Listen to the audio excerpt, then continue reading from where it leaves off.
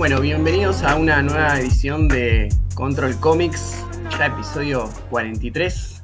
Me acompaña como siempre Atos. Atos, ¿cómo estás? Hola Pablito, ¿todo bien? Acá Todo andamos. bien, todo bien, todo Primer, bien. por lo menos de acá, primer día tipo de calor sofocante, verano, muerte y destrucción, pero todo bien. Mirá, Eh, acá yo vengo piloteando los podcasts con Alernix Bien, porque acá hace un día es invierno, un día es verano, un día es invierno, un día es verano. Así que, nada. bien. Me Me gusta encanta. que arrancamos el podcast como viejos hablando del clima. Eso iba a decir, siempre arrancamos así. Me parece que está Sí, bueno. sí, sí, sí. Eh, Y después nada, bueno, en Deriva estuvimos a full para cuando salga este episodio, que es el de noviembre. Vamos a estar, o ya hemos pasado por una preventa y un nuevo lanzamiento de un libro de Deriva, de Manuel Peña, que es un artista historietista mexicano. Así que estamos muy contentos con esa novedad. Y después, Sí, que muchos Pablito. recordarán además, perdón, muchos recordarán además de los primeros podcasts, fue una mm, de las primeras entrevistas que hicimos, creo, no es sé, verdad. segundo o tercer episodio, Ujú. allá lejos en el tiempo. Sí. Así es. Cuando todavía hacíamos las entrevistas por WhatsApp, Exacto, es verdad, por es alguna verdad. razón. Eh, y bueno, después también se vienen unas novedades más adelante a nivel digital. No sé, Pablito, si quieres contar un poco. Sí, sí, sí, en la primera semana, si está sobre todo como lo planeamos, entre la primera y segunda semana de diciembre vamos a estar con algunas novedades Ujú, digitales que ya serán como las últimas del año, porque nada, no queda, después nos tomaremos algo así como vacaciones. ujú, Que se hicieron bastante cortas el año pasado, para que recuerdo, porque nada, siempre estamos teniendo ahí siempre algún lanzamiento recién salido del horno a principios de marzo, así que ujú. nada, tienen ahí para ponerse al día con los últimos lanzamientos durante el verano. Que está bueno decir además que ya se puede pedir en sus comiquerías, se solicitan perdedores de Manuel Peña, lo pueden pedir a Che, Ujú, con quien nada, se movieron muchísimo las cosas este año. Me parece que está buenísimo para llegar a todos lados. ujú. Sí, Eh, sí, y en general eso, ¿no? Las ferias que van a quedar de ahora en adelante son pocas y bueno, nada, en las cuales estemos será el último momento antes de que hagamos la bomba de humo de Deriva y sí, sí, no sí. aparezcamos por todo enero, así que nada. eh, Eso ahí va a haber tiempo para que puedan conseguir Sí, las novedades y leer las cosas digitales. Así que está genial. pero está bueno que estén atentos porque nada, se viene como, es un plato fuerte también, lo último del año. Sí, Así que nada, que sí. estén atentos ahí. Y bueno, y mismo el libro de Emma de alguna manera también sigue la nueva colección espiritual que inauguramos con cuáles son los colores de la mañana, que es de Baby Kebab, el libro que editamos a mediados de año. Así que nada, si disfrutaron de ese libro, por supuesto, creo que van a redisfrutar también de lo nuevo de Emma. Sí, sí, sí, totalmente. Y hablando de eso, justamente los otros días vos hablabas de mitad de año, y esto viene un poco a colación de nuestro invitado de hoy. Hablábamos justo los otros días con Bruno Chiroleu en Dibujados, que fue el último, por cierto, del cuello de botella que se hizo de imprentas a mitad de año con todos los lanzamientos y salieron una cantidad y una variedad de lanzamientos. Bueno, uno de ellos fue de la invitada del programa pasado, de Paula Bofo, que es la Santa Sombra, y, y otro de los lanzamientos muy interesantes que salieron por esas fechas fue Chile, que es de nuestro invitado que nos visita hoy, Matías Musillo, bienvenido. Buenas, ¿qué tal? ¿Cómo va? ¿Cómo estás? Hola ¿Todo bien? Mati. Bueno, gracias por sumarte. No, gracias a ustedes. Bien, Matías, contanos un poco cómo llegaste a Chile. Sabemos que hizo un recorrido, ganaste un premio del Fondo Nacional de las Artes, antes de eso estabas con historieta en Loco Rabia, Nación Zombie. Contanos un poco cómo nació este proyecto. Eh, Nació de una manera completamente diferente a lo que es hoy Chile. Eh, Nació un poco de querer contar historias con criaturas fantásticas argentinas, de estar leyendo Hellboy, Constantine y decir, bueno, ok, buenísimo. Todo esto está cubierto. Nada, empecemos a contar algo nuestro. Originalmente era otro el personaje, no era Gilet, Gilet era una suerte de segunda al mando, un poco el personaje que iba a ser de conexión para el lector, para poder entrar de a poco al mundo y ir conociéndolo junto a ella.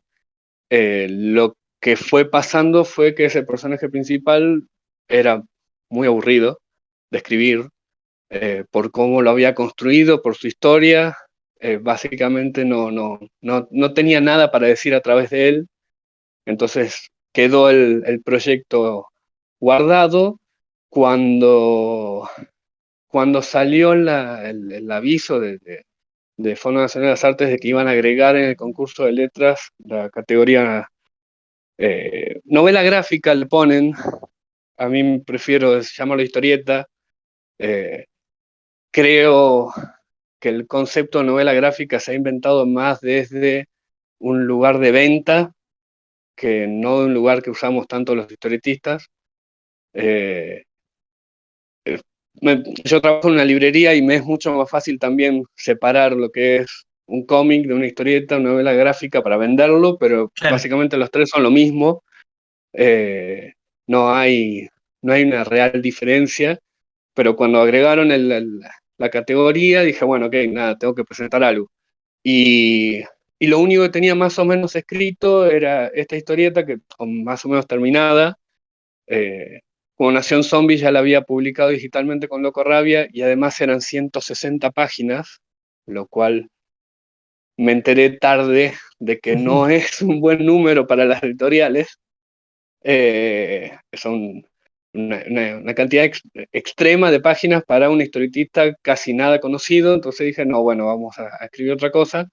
Y, y justo se dio la pandemia, entonces me quedé, estaba encerrado en mi casa con mi familia y las horas que tenía que ir a trabajar las tenía libres, no dormía nada porque no tenía sueño, entonces dije, bueno, aprovecho y, y empecé a escribirla y a dibujarla y de pronto en menos de un mes tenía 60 páginas hechas y dije, bueno, nada, me faltan, que creo que eran más de 70, más de 80 la, para el Fondo Nacional de las Artes. eh, y dije, bueno, nada, son agregarle 20 páginas más, seguí trabajando y la mandé. Me acuerdo que cuando salió el concurso, muchos historietistas que conozco, algunos amigos, otros que no conozco personalmente, te tiraban como una cosa negativa de, no, agregaron la categoría para figurar.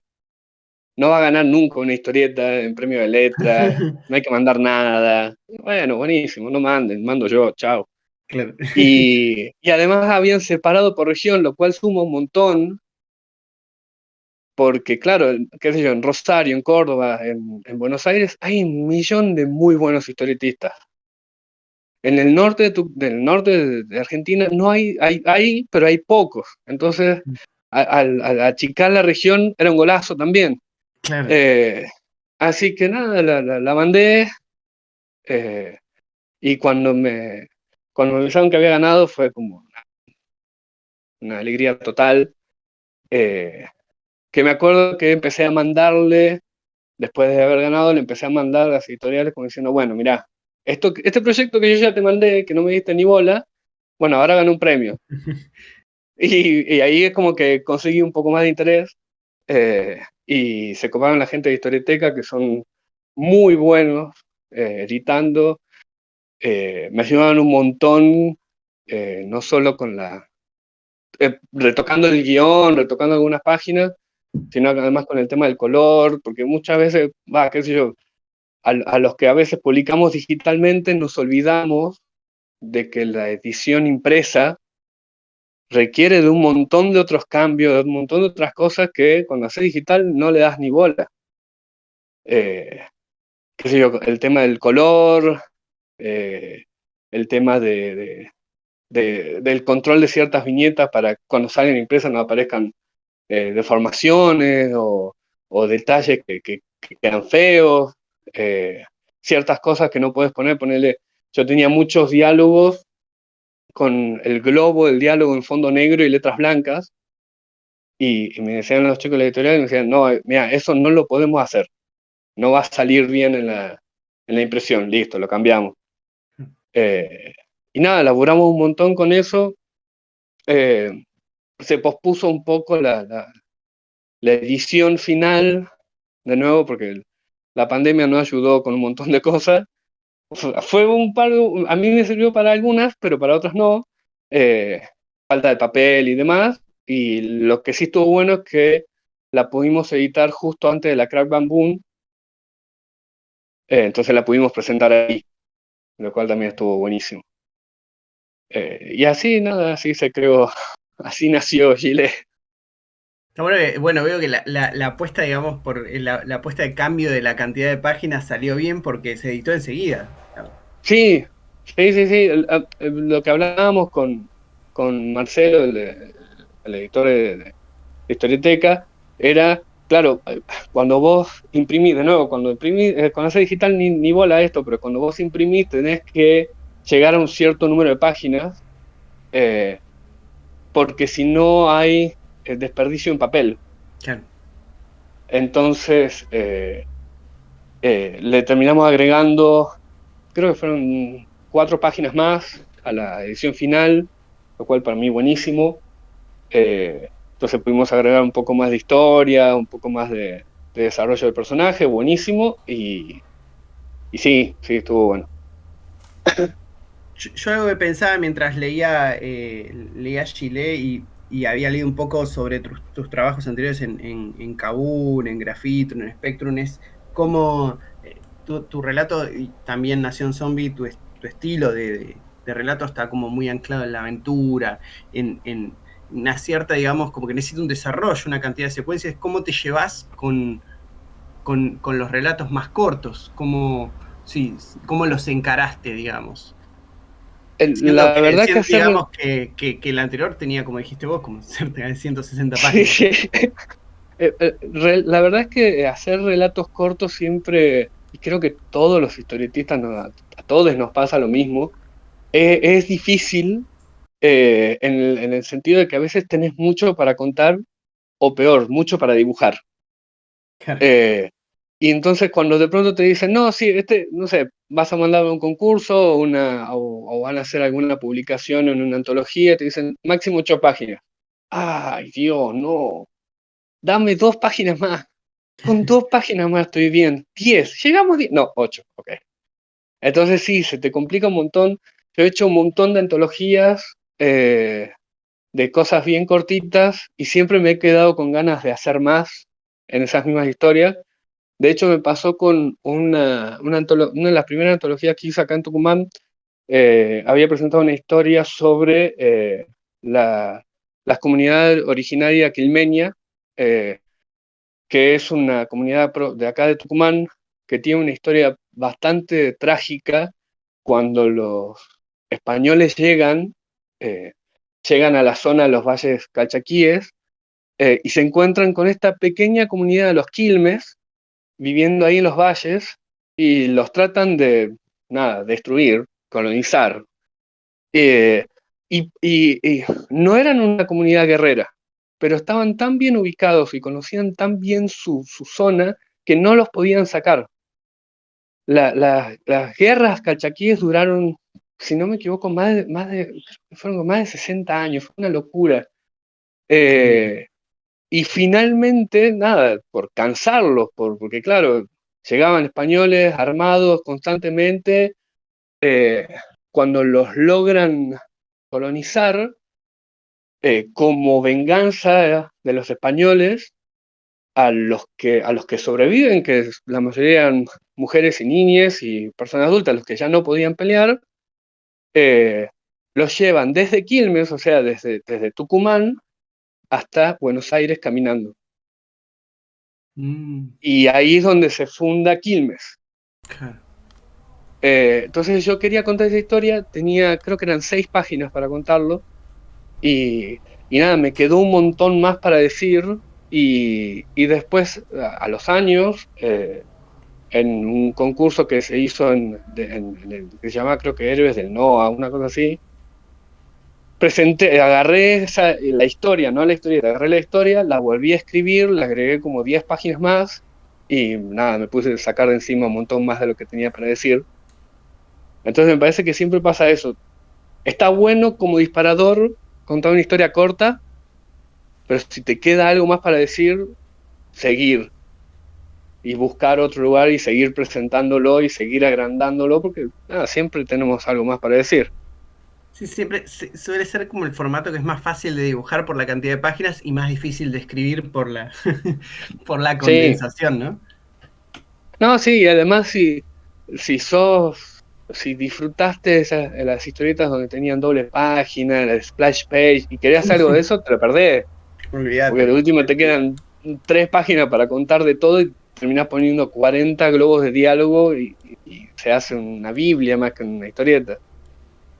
Vos sabés que esto que comentabas de esta historia sobre los calchaquíes y eso me lleva a algo que se explora en la historieta. Bueno, para los que nos escuchan en Chile, en el 2001, además de lo que pasó históricamente en Argentina, de la crisis económica del 2001, la política y todo eso, en Chile sucede que a partir de ese momento también irrumpen un montón de criaturas fantásticas en Buenos Aires y lo que me pareció interesante para este tipo de relatos de aventuras, digo, muchas veces en los relatos de aventuras y sobre todo para público más juvenil, hay como un tropo de que digamos, el mal es algo externo al mundo, ¿no? Muchas de las aventuras que nosotros crecimos en los dibujos animados, en un montón de cosas, el mal es algo externo al mundo y una vez que es expulsado, vencido, ya está. Acá lo interesante es que vos trabajás como una dualidad con estos, son una forma de otra edad, ¿no? Y a veces terminan siendo medio como una excusa, ¿no? Contanos un poquito cómo te planteaste ese diálogo, digamos, desde lo social que observabas y estas criaturas fantásticas. Mira, yo lo empecé a pensar desde un lugar. A ver, lo que pensaba era, tengo estas criaturas fantásticas, perfecto, sí, lo que vos decías, la mayoría de las historietas, películas, libros de aventuras, hay un personaje mitológico X que está haciendo destrozos, vamos, le ganamos, terminó la historia. Y yo lo que pensaba es, bueno, primero, ¿por qué? Porque si vos agarrás libros sobre mitología argentina o más de la zona nuestra de Sudamérica, eh, la gran mayoría de las criaturas fantásticas no son necesariamente malas, no son ni buenas ni malas, existen. Muchas existen como fábulas, como cuentos con moraleja, no hagas esto porque si no te va a agarrar el bombero. Bueno, eh, pero yo lo que pensaba es, bueno, primero, estas criaturas existen. Bien, si existen, ¿qué hacen? ¿Qué hacen el resto del tiempo cuando no están asustando a alguien como ponemos en las historias de aventuras? ¿Qué hacen? Bueno, ok, viven. Si son personas, porque viven, porque tienen sus necesidades, tienen sus problemas, me parecía mucho más interesante que la criatura X que tenemos que derrotar. Y si viven, tienen derechos, tienen todo lo que requerimos las otras personas, y llegué al punto de decir, bueno, ¿cómo respondería nuestra sociedad ante de pronto encontrar un duende comprando cigarrillos en la esquina? Y nada, si nuestra sociedad no puede responder correctamente a cosas mucho más simples que esa, me imaginaba que lo primero que iban a hacer era separarlos, alienarlos, discriminarlos completamente. Entonces también me pasó que sumaba esto que decía antes, de querer contar algo. Bueno, ver cómo nuestra sociedad responde negativamente ante muchos de los problemas que puede tener minorías o ciertas comunidades sociales, y decir, bueno, tengo algo para contar, tengo algo para decir, estas criaturas, estas comunidades que viven, que existen, y que por alguna razón se dieron a conocer en el 2001, es como que la sociedad entera ha puesto todo lo negativo en ellas. Entonces ya ahí se empezó a desarrollar la historia y ya ahí tenía mucho más para decir que vamos a ir a buscar la criatura de X y la vamos a hacer pelota. Claro. Es un poco como chivos expiatorios, digamos, y también es un diálogo Sí, más interesante con los otros personajes, ¿no? sí, porque en cuanto a estas criaturas se hacen presentes, de pronto tengo todos estos personajes que van a reaccionar de forma diferente. En el caso de Chile siempre la vi como, que lo digo en la historieta, que ella está en el medio de dos mundos.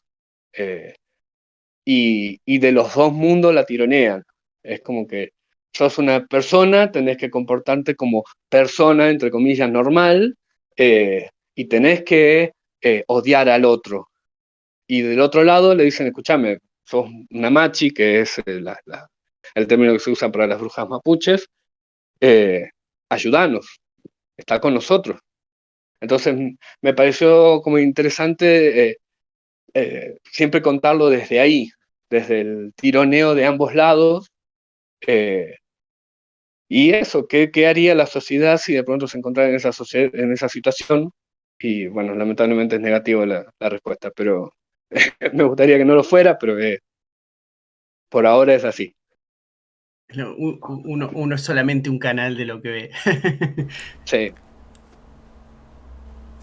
sí, Totalmente. difícil que si lo tenemos a Milei en una banca, eh, vayan a decir, sí, me encantaría que esta mulánima venga y se sienta al lado mío en el colectivo. No, no va a suceder.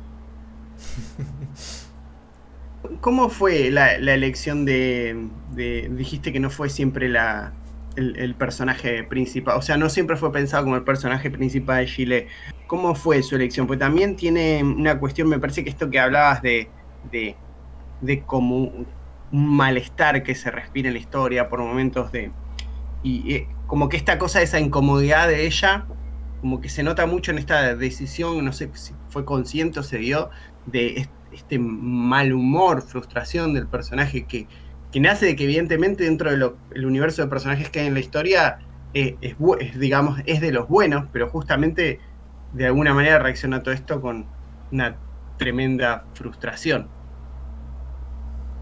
Creo que también lo tomé, no creo que lo hice el análisis consciente, pero sí sucedió de pensar, bueno, todas esas películas de aventuras que siempre me han gustado de pibe. Eh, lo vemos por poner un ejemplo, Indiana Jones. Se encuentra ante el comienzo de la aventura, eh, se encuentra de esa forma, en esa situación positiva de decir, bueno, voy a hacer esto increíble, y hasta en cierta forma disfruta al lanzarse hacia la aventura. Y yo pensaba, bueno, si tenés un par de aventuras cada tanto, sí, pero si ese es tu trabajo diario, como es el caso de Gilet, si lo tenés que hacer todos los días y todos los días te tenés que enfrentar a ver cómo atacan a personas que están mucho más cerca tuyo, y cómo las personas para las cuales tenés que trabajar son el 90% personas muy ignorantes y se comportan de una manera súper negativa y hasta son muy imbéciles. Eso todo te va a carcomer, te va a afectar. Total. Eh, entonces me pareció que no la podía tener a ella eh, siendo el típico personaje de aventura, decir, sí, me voy a embarcar en la aventura, esto va a ser increíble, vamos a viajar a lugares exóticos, vamos a descubrir criaturas nuevas. No, ella ya las conoce. Le gustaría no tener que hacer eso, pero no queda otra porque es su trabajo, es de lo que vive. Entonces me pareció que la actitud de estoy recontra cansada de hacer esto, pero básicamente no hay nadie más que lo haga, Mm, era la adecuada para ella. mm. Claro. Sí, El, sí, el, sí. el personaje que yo tenía pensado al principio, que es un personaje que eventualmente va a aparecer, eh, tenía una actitud más de todo me importa nada. Claro. Y, y no es muy interesante para contar muchas historias con un personaje así. No, básicamente no tenía voz. entonces no tenía nada para decir a través de él. Solo podía contar las situaciones con las cuales, las situaciones donde se encontraba, y terminaba, yo sentía que estaba contando algo más cercano a estas historias de aventuras, porque al final del día realmente no sabes qué, por poner de nuevo, por ejemplo, Indiana Jones, no sabes realmente lo que siente, lo que le pasa. Claro. O sea, él no quiere que X grupo maligno se haga con las manos de un artefacto que él cree que debería estar en un museo. Eso es todo lo que sabemos acerca de él. Y no tenía ganas de contar eso porque ya lo han contado mucho mejor que yo, así que Claro. todo Es bien. interesante porque ahí está creo que uno de los hallazgos de la obra está en ese tono, ¿no? De lo bajado a tierra, a la calle, de Mm. ese género fantástico, porque tenés el momento, no sé, un momento como que ella en ese cansancio hay un mensaje que no responde, no responde una llamada telefónica, que además es muy bajarlo a tierra, ¿no? Vio un teléfono desconocido y no lo atendió, y era Sí. alguien que necesitaba su ayuda, ¿no? Me parece que esas cosas anclan mucho en algo muy de todos los días, ¿no? Sí, además porque creo que... Perdón, recién me meto a la conversación porque hay mucho ruido acá y están haciendo como una construcción al lado y estaba intentando molestar lo mínimo posible. Pero también parece que la historia arranca como en esta escena principal del libro en el que un poco Chile se enfrenta a esta primera criatura, el lobizón. Creo que también arranca como una historieta de aventura con ciertos tintes más clásicos y claramente con el tiempo, a medida que vas leyendo, te va metiendo en un bajo fondo que claramente no es como el típico. Y me parece que en ese sentido también es como súper atrapante la historia. Me daba la curiosidad en ese sentido de cómo habías laburado el guión. Si sé que nos contaste un poco cómo fue el proceso, pero a nivel guión sos de escribir todo y después dibujar, vas sobre la marcha. Mi, mi, mi forma de trabajar el guión es una cosa súper confusa, eh, pero sí, primeramente hay como un guión escrito sin viñetas, tipo cuento corto, muy pocas descripciones, es más como secuencias y diálogos, y los diálogos son súper básicos, y después paso a una etapa de primeros bocetos. eh, con los bocetos esos voy encontrando cuáles falencias hay, cuáles cosas no necesito y cuáles me faltan mucho. Hago una segunda escritura del guión y después, generalmente los diálogos los retoco, o mejor dicho, les doy un poco de vida ya cuando tengo todos los personajes dibujados y demás. Eh, me, Siempre le he robado mucho más al cine que a la historieta, o dejado de influenciar. Claro.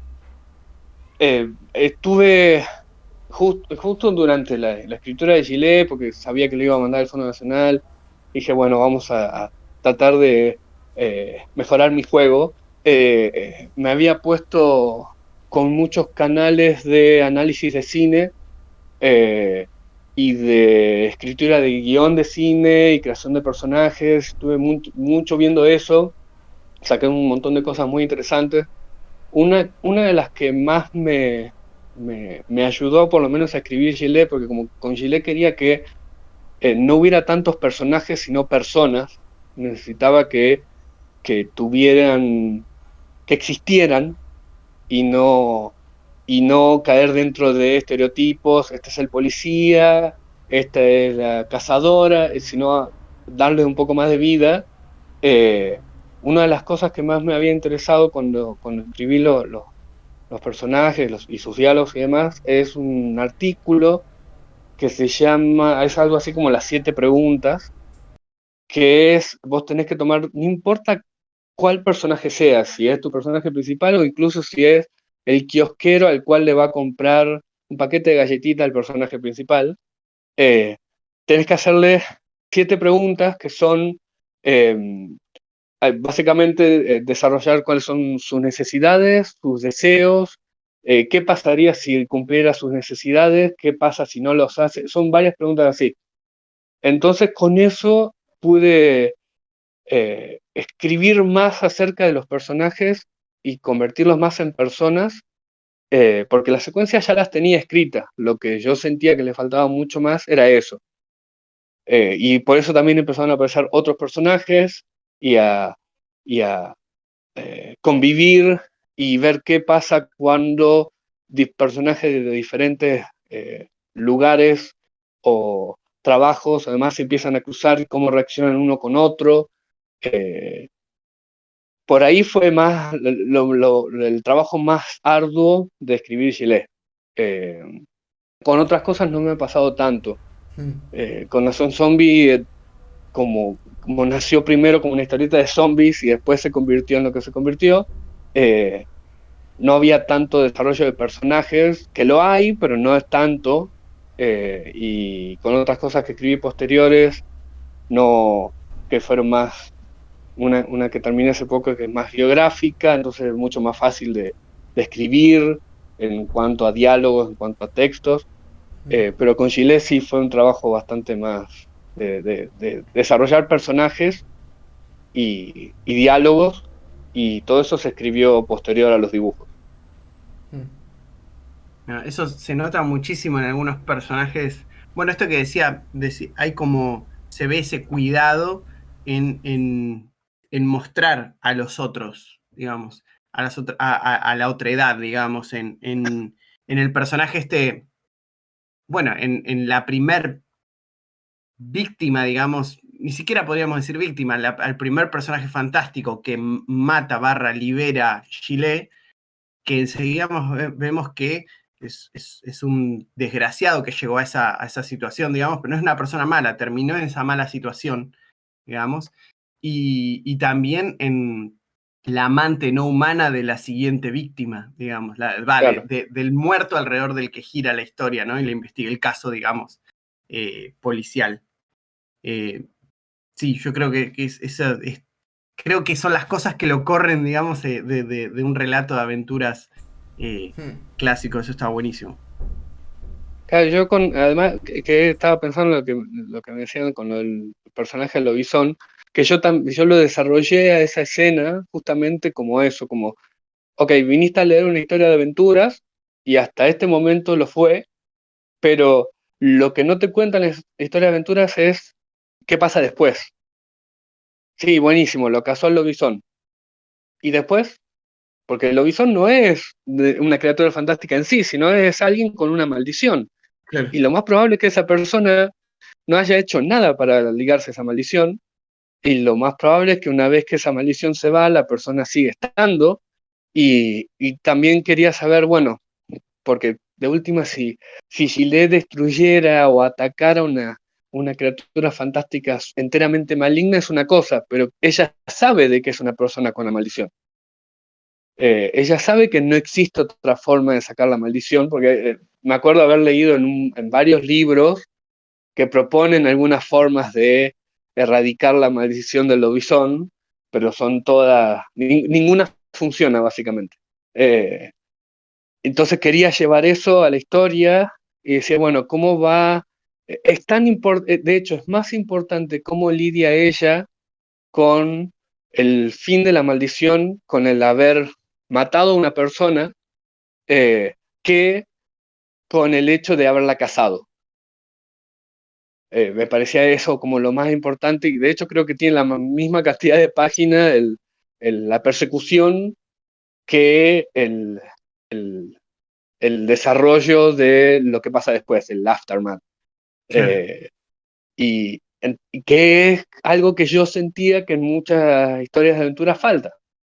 El héroe, la heroína, logra salvar el día, destruye el mal, y después no son todos felices. Después sigue la vida. Claro. Entonces quería contar eso. Y en ese sentido, y por ahí sí, perdón si esta pregunta es molesta, pero también en ese sentido, cuando terminé de leer Gilet, me quedó con esa sensación de que son unos personajes que se construyeron tan bien que podrían tener muchas aventuras, ¿no? Un poco, creo que al principio nombrabas a Hellboy, a Constantine.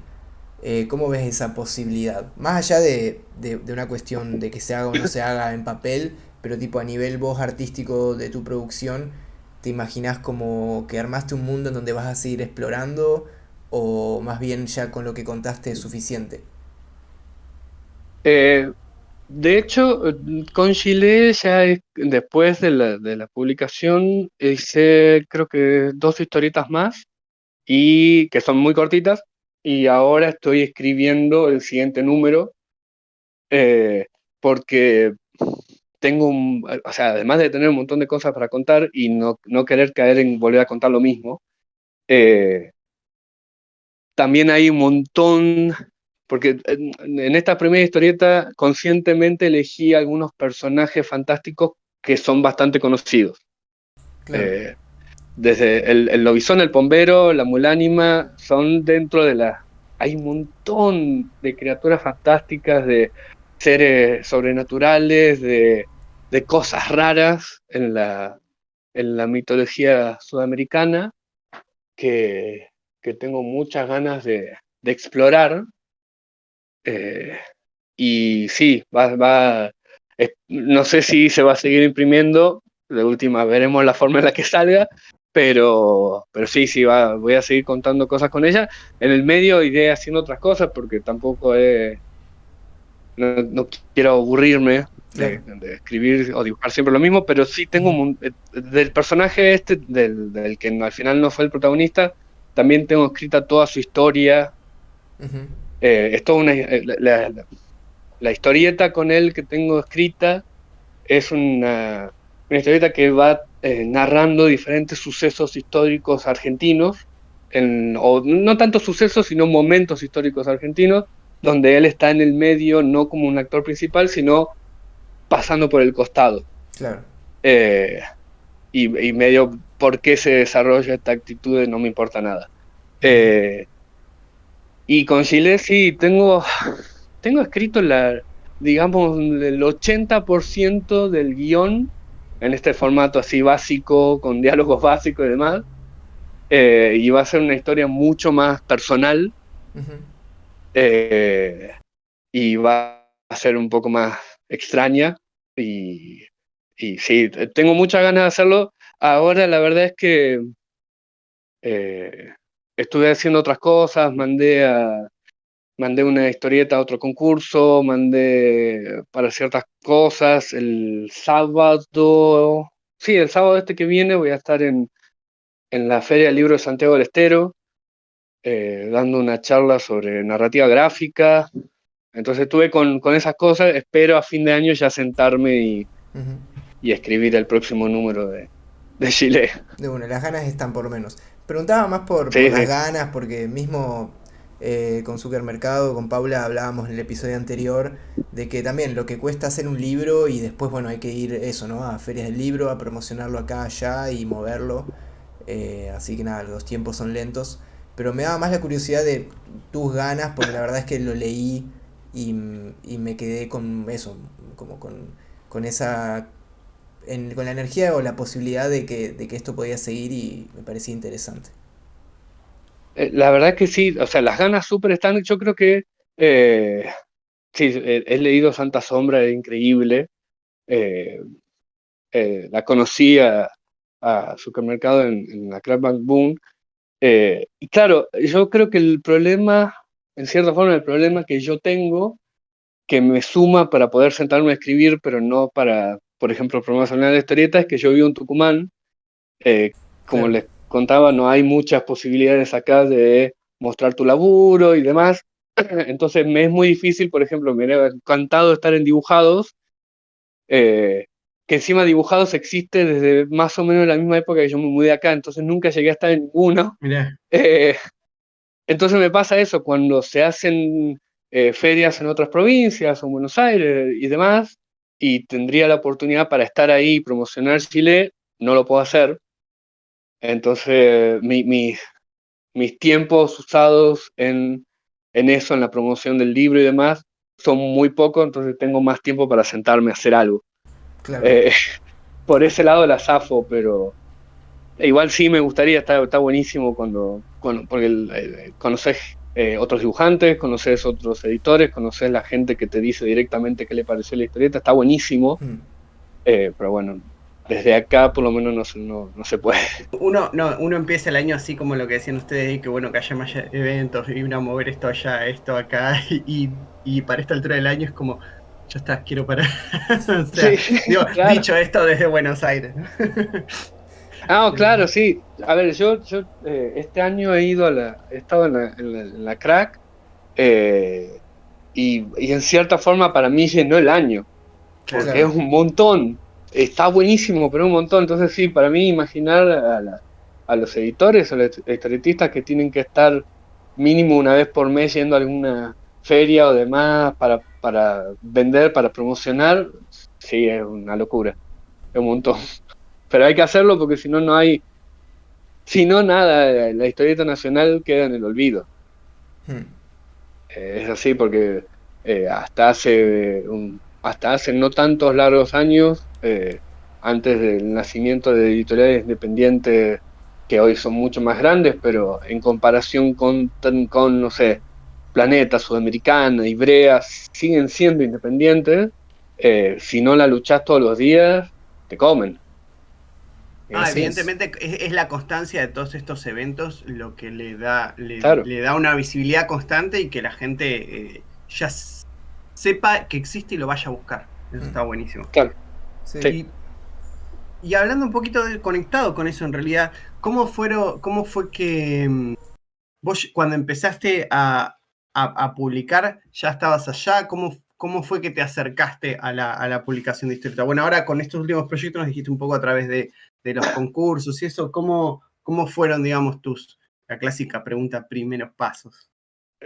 Claro. A ver, arranqué con historieta ya cuando debe haber sido, tenía 14, 15 años, yendo a la escuela Garaycochea, eh, que estaba Oswald, que daba cursos de historieta. De hecho, ahí lo conocí a Manuel Loza, eh, que estuvimos ahí juntos. Después pasé por el Yuna, ahora conocido como Luna, eh, donde no el estigma que hoy no es tan grave acerca de los historietistas en el arte, en ese momento sí existía y era bastante fuerte.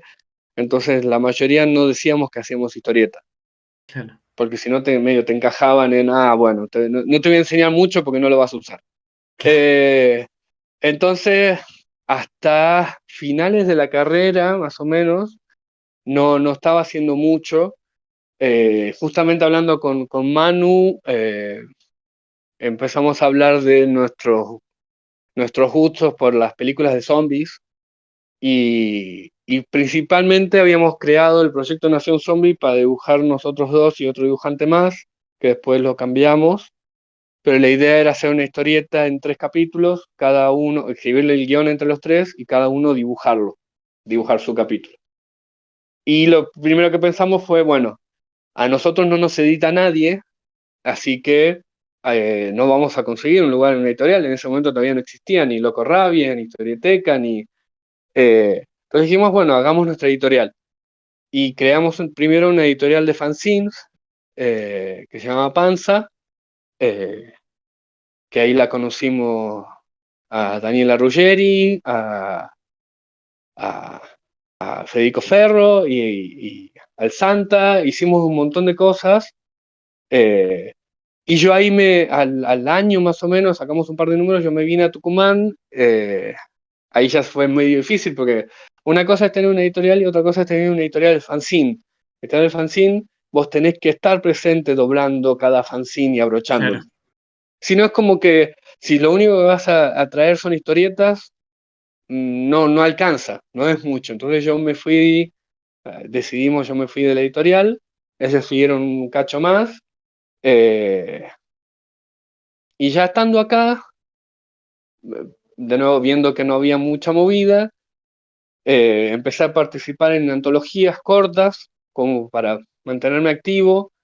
Y después nació mi hija y y yo lo digo y a veces medio me bardean cuando digo esto, pero a mí mi hija me provocó una necesidad de no abandonar la historieta. Porque lo que yo empecé a sentir fue, ok, ¿cómo le voy a decir yo a mi hija cuando crezca, hacer lo que te gusta, Claro, cuando yo no lo hice? Cuando yo lo hice pero apenas, cuando lo hice sin ganas, o cuando lo hice sabiendo de que no se iba a publicar.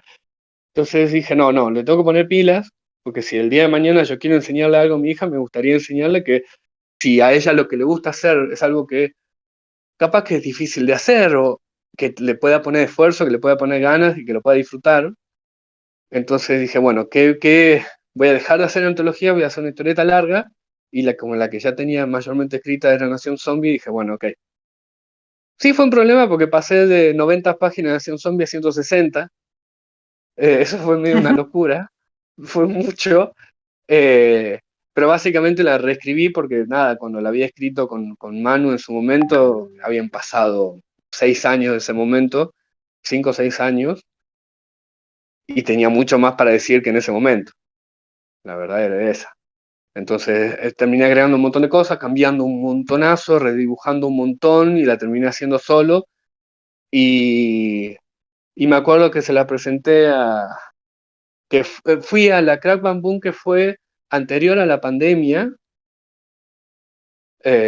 la última que se hizo antes de la pandemia. Ahí lo conocí a Marcelo Vergara, el editor de Loco Rabia, que estuvimos charlando un montón, y me dijo, bueno, ¿sabes qué? Pongámosla digital, porque obvio, en papel no la vamos a poder hacer, Claro. pero pongámosla digital y vemos cómo le va. Eh, Así que la fuimos publicando, creo que eran 3 o 4 páginas por día, por jueves o por viernes. Estuvo un montón, obviamente, saliendo. Y la verdad que le fue bastante bien. Entonces eso como que me sumó un montón más de confianza, de energía, de ganas de seguir haciendo.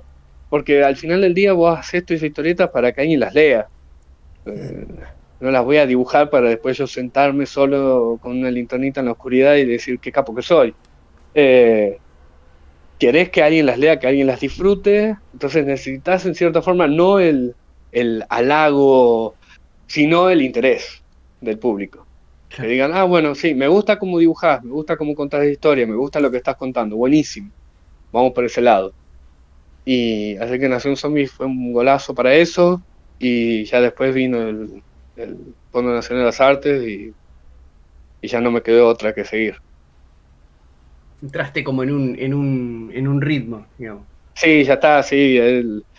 O sea, igual, a ver, de nuevo, no siempre tenés el tiempo para sentarte a dibujar o escribir o demás, pero no perdés las ganas.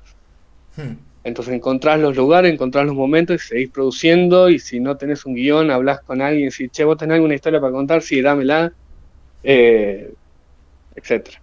Sí, además esa cuestión de que yo creo que es como lo más complejo de que a veces pensamos el hacer y al final nada, no hay nada más que simplemente accionar las cosas y de a poco todo se va sumando con una bola de nieve, ¿no? Yo creo que sobre todo en la historieta nacional que cada paso es como súper valioso y duro porque es un ámbito súper autogestivo e independiente, creo que nada, es como que una vez que tirás de esa cuerda puede ser infinita. Sí, yo creo que eso se da porque justamente como es un lugar medio inhóspito, la historieta nacional, es como que todos estamos ahí en la jungla perdidos, sin comida, sin agua, sin recursos, pero todos sabemos que estamos en la misma. Entonces viene alguien y te dice, no, ¿sabes qué? Vos no sabes hacer tu casa, no te preocupes, yo te pongo las maderas, vos sabes hacer... Y es como que todos nos vamos alimentando y nos vamos apoyando, y entonces por eso está buenísimo los festivales, las ferias, porque al final vas y no te encontrás con el historietista X del que lo único que leíste fue no, te encontrás con una persona que está pasando por las mismas cosas que vos, que te puede dar una mano, te puede escuchar, te puede ayudar si hay algo que no te está funcionando en una historieta. Ujú. Entonces me parece que sí tiene algo de malo que tengamos tan poco público disperso en la Argentina, Ujú. pero para nosotros como comunidad está bueno, porque sí, terminamos todos pateando para el mismo lado. Claro, sí, eso es verdad. Sí, es una forma también de tomar dimensión, digamos, de que el aporte de uno no es una gotita que se pierde, sino que forma parte de algo que genera, digamos, el conjunto, ¿no? También. Es como, me Claro, parece que en sí, de ese una. sentido uno, creo que volvés de los festivales y todas esas movidas, volvés sin energías físicas y con energías espirituales, digamos, de alguna Sí, manera. sí, pero Re. definitivamente. Volvés con ideas, con un montón de cosas, inspirado por las cosas que viste, con la gente con la que hablaste, y hasta a veces eso es capaz que un poco más importante que si te hubieras quedado en tu casa eh, y no te hubieras movido, sí, sí, de una. O sea, está bueno el ámbito por las personas que tenemos, las personas Sí. que están dentro y eso está bueno. La verdad que de eso es lindo pertenecer. Sí, estaría bueno que, de nuevo, qué sé yo, vos vas a... me contaba una amiga que vive en Francia y ella lo que me decía es que en las librerías no tenés, como acá sí, no tenés un sector de historietas aparte, sino que las historietas están en la sección de literatura universal. Claro. Y eso es una mentalidad diferente.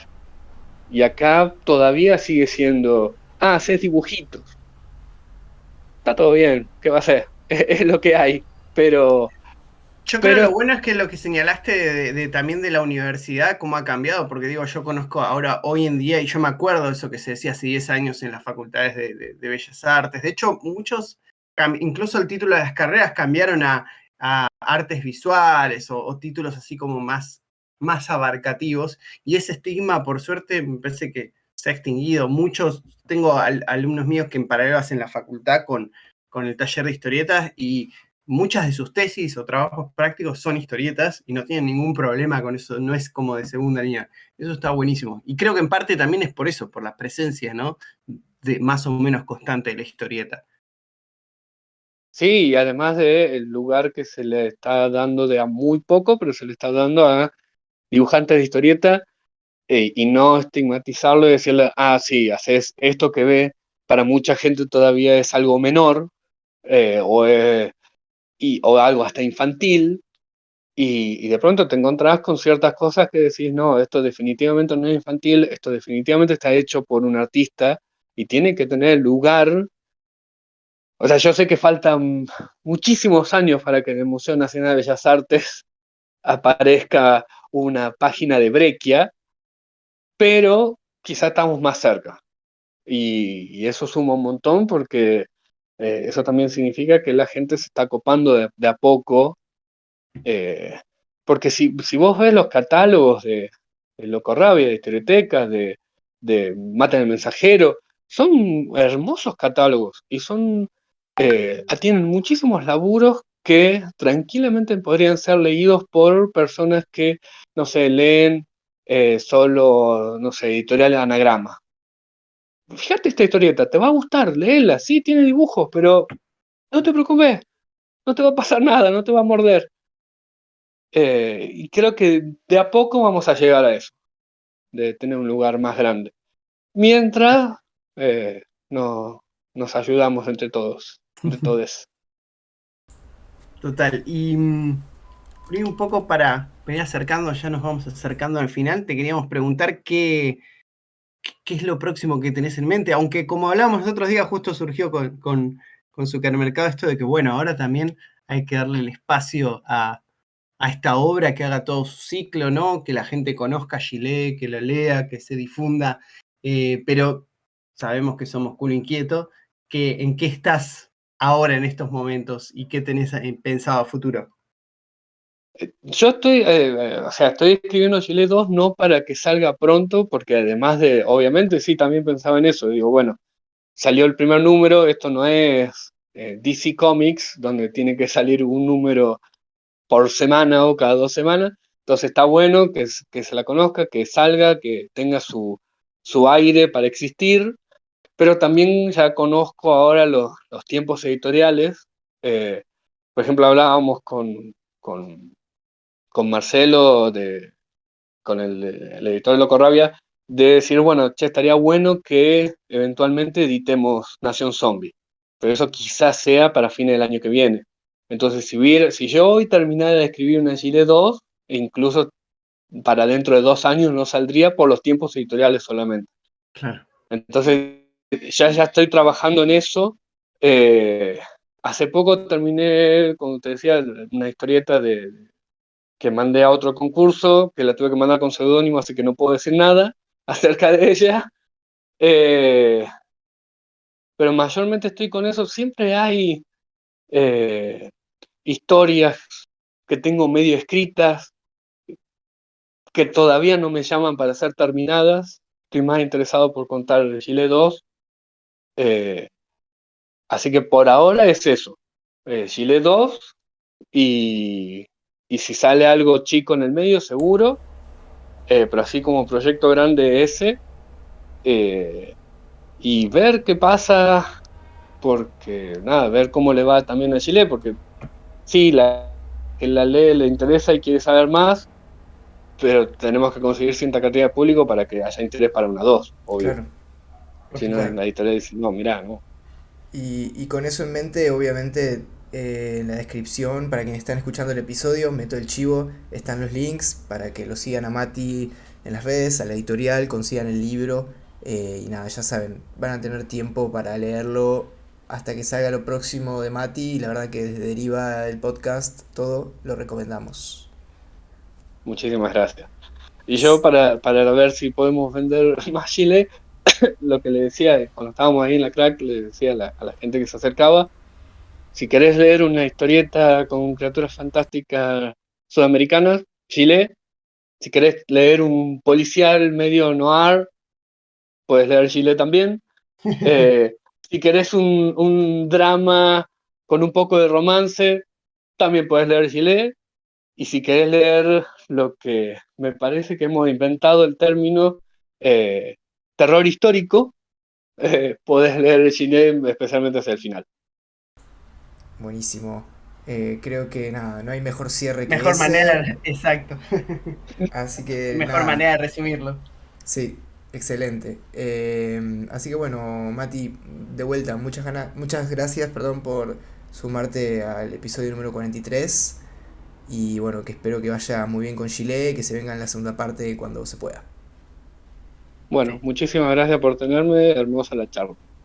A Un placer vos. tenerte y gracias, Mati. Gracias a todos por escucharnos y nos vemos ya para el próximo que será. Nos escuchamos, el último de este ciclo. Así que nada, ahí estaremos. Gracias, chicos. Pablito, Mati, chau chau. Hasta la Adiós. próxima.